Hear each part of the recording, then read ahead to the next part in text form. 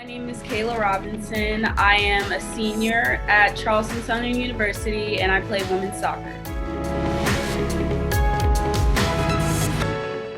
So at CSU, there was a SAC-led virtual 5K that raised money to benefit local communities in fighting racism. How did that idea for the 5K come about? So a lot of other schools in the Big South were doing virtual 5Ks, just like you said, to raise money for local communities. And so our SAC president, Tiffany Prez, started talking to our advisor, Lisa Gilmore, and they just thought, like, let's do a virtual K. She's on the tennis team. So then we all kind of talked about it over Zoom meetings because obviously we weren't able to be together. And then we just decided to start doing promotion stuff. So what were some steps that SAC took to get people to participate in the 5K? The biggest thing since COVID was social media.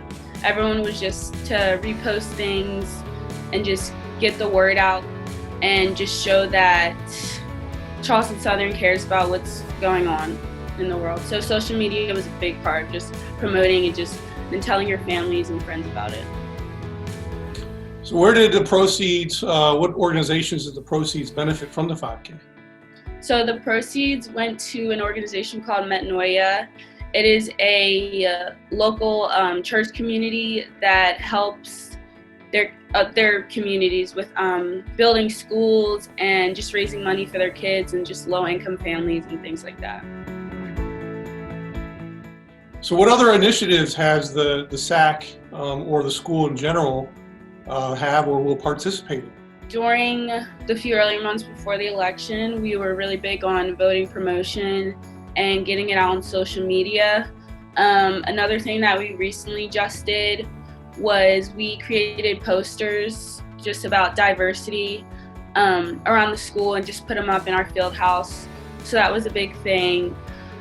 We have meetings weekly, so there's always brainstorming going on as of what we want to do for the school and for the community.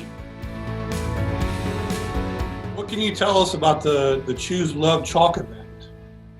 So the We Choose Love Chalk event, that was held after a dinner discussion that we had ran by Coach Denson. The football team was actually the people who started the hashtag We Choose Love. So this is just basically about our student athletes showing that we care about what's going on. We are here for justices in our society and just showing that everyone is equal. I started a club recently on campus and with all those other student athletes.